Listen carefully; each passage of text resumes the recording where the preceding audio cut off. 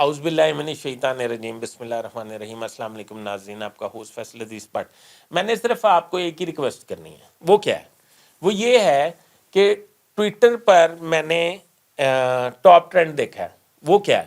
وہ top trend یہ ہے کہ بڑی کرسی پر چھوٹا افسر یا بڑی کرسی پر چھوٹے لوگ۔ یہ صرف یہ ٹاپ ٹرینڈ جو بنایا گیا ہے، یہ ٹاپ ٹرینڈ بنایا گیا ہے ہماری عدلیہ کے حوالے سے، وہ بھی میں آپ کو بتا دیتا ہوں۔ چیف جسٹس آف پاکستان قاضی فائز عیسیٰ کے حوالے سے یہ ٹاپ ٹرینڈ بنایا گیا، جو کہتے ہیں میں ٹی وی نہیں دیکھتا، پر ٹی وی پہ 2-4 گھنٹے روزانہ آنا ان کا مشغلہ ہے۔ وہ دیکھتے نہیں ہیں پر آتے ضرور ہیں۔ ہم بھی ایسے ہی کرتے ہیں، ہم جون سی خبر دے دیں اخبار میں یا ٹی وی میں، یا جون سا پروگرام ٹی وی میں کر دیں، یا جون سا کالم ہم لکھ دیں اخبار میں، وہ ہم پڑھتے نہیں ہیں، پر شوق ہمیں بہت ہے۔ ہمیں بےچینی ہوتی ہے اگر ہم نہ لکھیں یا خبر نہ دیں۔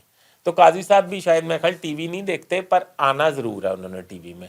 وہ پورے میڈیا ہاؤسز کو انگیج رکھتے ہیں، اور اگر وہ نہ دکھائیں گے لائیو تو آپ کو پتہ ہے پھر کیا ہوگا پیمرا کے ساتھ اور فیڈرل گورنمنٹ کے انفارمیشن براڈ کاسٹنگ کے ساتھ، وہ کیسے کیسے کیس نکل آئیں گے۔ کیونکہ اب آپ کو پتہ ہے سپریم کورٹ میں تو کیسز کوئی التوا کا شکار ہی نہیں ہے۔ اب آپ کو پتہ ہے کہ جتنے قتل کی اپیلیں تھیں، جتنی جائیدادوں کے جھگڑے تھے، جتنے اغوا برائے تاوان کے تھے، جتنے سزائے موت کے مسائل تھے، جتنے مطلب سنگین نوعیت کے کیسز تھے، ان میں سے تو کوئی بھی التوا میں نہیں ہے سپریم کورٹ میں۔ مقصد جو ایمرجنسی ہے وہ تو ذوالفقار علی بھٹو کا مسئلہ ہے، وہ تو پرویز مشرف کا مسئلہ ہے، وہ تو فیض آباد دھرنے کا مسئلہ ہے۔ وہ ایمرجنسی کیسز ہیں جس کی وجہ سے دیکھیں قاضی صاحب بڑی محنت کر رہے ہیں، وہ سن رہے ہیں، باقی ہر بندے کو وہ انصاف دینے کی کوشش کر رہے ہیں۔ وہ جو لوگ ہیں نا جن کے ہزاروں کیسز جو ہیں، وہ اب میرے خیال کتنے کراس کر گئے ہوں گے، پہلے 30,000-54,000 تھے شاید، تو اب تو کراس کر گئے ہوں گے سپریم کورٹ میں۔ جو لوگ سکت نہیں رکھتے پر انصاف کا دروازہ کھٹکھٹانے سپریم کورٹ گئے ہوئے ہیں، ان کو تو ان کا اللہ ہی حافظ ہے۔ اب قاضی فائزی صاحب نے بھی ان کی نہیں سننی، کیونکہ یہاں ان کے قاضی فائزی صاحب وہی کیس سنیں گے جن سے ان کو شہرت ملے گی۔ تو شہرت وہ کسی غریب کا یا کسی قتل کا یا کسی سزائے موت کا یا کسی ڈکیتی کا یا میجر ہینیس کرائم کا کیس سن کے تو نہیں انہیں ملے گی نا۔ وہ ایسے ہی چھوٹے موٹے کیسز ہیں کہ مطلب مثال کے طور پہ یہ کر دیں، وہ کر دیں، فلاں کر دیں، ٹمکا کر دیں۔ تو میرا یہ خیال ہے کہ ادھر تو کیسز کوئی نہیں ہے۔ تو یہ ان کے والے سے تھا۔ ان کے والے سے تو میں اتفاق کرتا ہوں یا نہیں کرتا اس کو چھوڑیں، میں آپ کو یہ کہنا چاہتا ہوں پورے پاکستان میں بڑی کرسیوں پر چھوٹے لوگ کیا براجمان نہیں ہیں؟ میں پورے پاکستان میں اس لیے کہہ رہا ہوں کہ بیچ میں سے آپ 100 لوگ نکال لیں جو مستحق ہوں گے، میں انہیں نہیں جانتا کم از کم، اگر میں جانتا بھی ہوں تو اکا دکا ہوں گے۔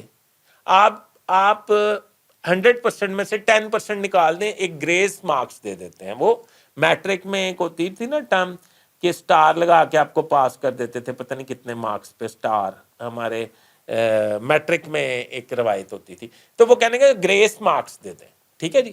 تو گریس مارکس یہ ہیں 10% لوگوں کو ڈھونڈنا پڑے گا، کیونکہ وہ ہمارے جیسے لوگ جو ہیں ان سے ملنا بھی پسند نہیں کرتے، کیونکہ ہم خود بھی چھوٹے لوگ ہیں۔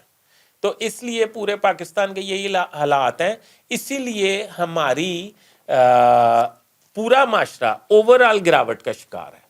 یہی ایک وجہ ہے کہ پاکستان روز بروز پیچھے کو جا رہا ہے، آگے کو نہیں جا رہا۔ آگے کو جانے کی تو چھوڑیں، اپنی جگہ پہ قائم بھی نہیں ہے، ریورس گیئر لگا ہوا۔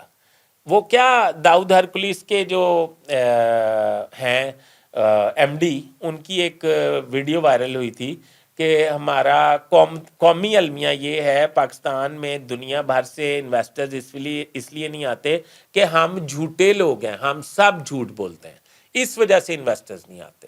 یہ ہمارے لیے لمحہ فکریہ ہے، ہمیں سوچنا چاہیے، سمجھنا چاہیے، پورے پاکستان کو ایک دفعہ تہیہ کر لینا چاہیے کہ ہمیں اپنے آپ کو پہلے بڑا کرنا ہے۔ پہلے اپنے آپ کو بڑا کریں گے تو ہمارا پاکستان کے لیے کوئی کردار ہوگا۔ ہم اپنے لیے نہیں کچھ کر پا رہے، اپنے آپ کو ہی نہیں ٹھیک کر پا رہے، تو ہم نے پاکستان کو کیا ٹھیک کرنا ہے؟ جھوٹے اور منافقانہ بیان دیتے ہیں کہ ہم محب وطن ہیں، ہم پاکستان کے ویلویشن ہیں، ہم پاکستان کے لیے جان دے دیں گے.